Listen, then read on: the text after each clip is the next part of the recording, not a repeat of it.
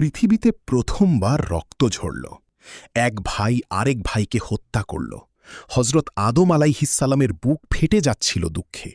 তিনি কি ভেবেছিলেন আল্লাহ তাকে এমন এক উপহার দেবেন যা শুধু সান্ত্বনা নয়, নবুয়তের আলো আর মানবতার অধিকার বয়ে আনবে? এক রহস্যময় মুহূর্ত, এক অজানা ওয়াকিয়া। আজ আমরা জানব হজরত শীশ আলাইহিসসালামের নবুয়ত ও অধিকার প্রাপ্তির সেই চাঞ্চল্যকর ঘটনা। হজরত শীশ আলাইহিসসালাম হলেন হজরত আদম আলাইহিসসালামের পুত্র। ইসলামী ইতিহাসে তার জীবন এক অমূল্য অধ্যায়, কারণ তিনি ছিলেন নবুয়তের প্রথম উত্তরাধিকারী। এই ওয়াকিয়া আমাদের শেখায় আল্লাহ কখনো তার বান্দাদের একা ফেলে দেন না, তিনি সত্যের ধারা অব্যাহত রাখেন।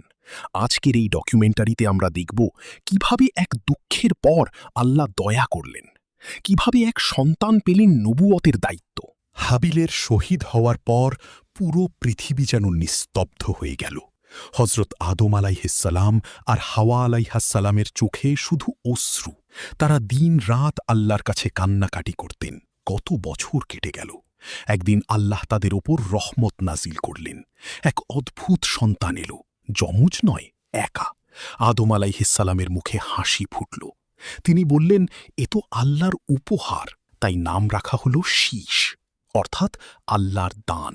পুরো আকাশ পৃথিবী যেন সাক্ষী হয়ে রইল এই জন্মের। শীশ আলাইহিসসালাম বড় হতে লাগলেন। তিনি ছিলেন অসাধারণ সুন্দর, আদম আলাইহিসসালামের মতোই চেহারা। পিতা তাকে নিজ হাতে লালন করতেন। দিন রাত তিনি শেখাতেন তাওহীদের কথা, নামাজের নিয়ম, আল্লাহর ইবাদতের সময়। শীশ আলাইহিসসালামের হৃদয় ছিল পবিত্র। তিনি কখনো পিতার কথা অমান্য করতেন না। কাবিলের বংশধররা যখন পথভ্রষ্ট হয়ে যাচ্ছিল, শীশ আলাইহিসসালাম তখন পিতার সাথে সত্যের আলো ছড়িয়ে দিতেন। একটু একটু করে তিনি হয়ে উঠছিলেন মানুষের আশা। হজরত আদম আলাইহিসসালামের বয়স তখন অনেক, শরীর দুর্বল হয়ে পড়ছে। তিনি বুঝতে পারছিলেন এই পৃথিবীতে তার সময় শেষ হয়ে আসছে।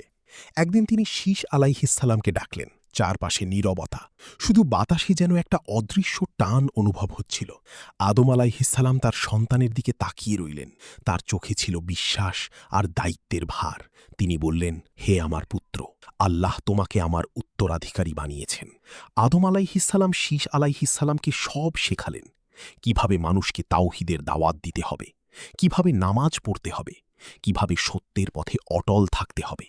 তিনি তাকে দিলেন পিতৃ আদেশ। এই আদেশ ছিল নবুয়তের ধারাবাহিকতা। শীশ আলাইহিসসালাম মাথা নত করে শুনলেন। তার হৃদয়ে তখন শুধু একটাই অনুভূতি, আল্লাহর হুকুম পালনের প্রস্তুতি। পুরো পরিবার আর বংশধররা অপেক্ষায় ছিল এই মুহূর্তের। সেই মহান মুহূর্ত এলো, আদম আলাইহিসসালামের শেষ নিঃশ্বাসের সময়। তিনি শীশ আলাইহিসসালামের হাত ধরে বললেন, তুমি এখন মানুষের নেতা, তুমি নবুয়তের উত্তরাধিকারী। আল্লাহ তোমাকে নবী বানিয়েছেন, তোমার উপর দায়িত্ব তাওহীদের আলো ছড়িয়ে দাও। ঠিক সেই সময় আল্লাহ শীশ আলাইহিসসালামের উপর ওহী নাজিল করলেন। তার উপর নাজিল হল 50টি সহিফা। শীশ আলাইহিসসালামের চোখে আলো জ্বলে উঠল।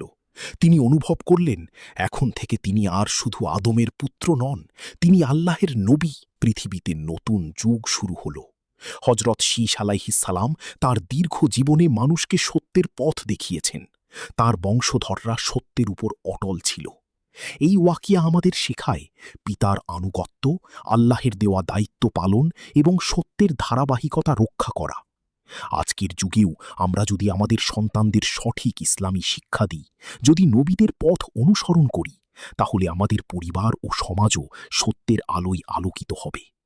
আল্লাহ আমাদের সবাইকে শীশ আলাইহিসসালামের মতো সত্যের উত্তরাধিকারী বানান। আমিন। যদি এই গল্প আপনার হৃদয়ে ছোঁয়া দেয়, তাহলে আল্লাহের কাছে শুকরিয়া আদায় করুন এবং অন্যদেরও শেয়ার করুন।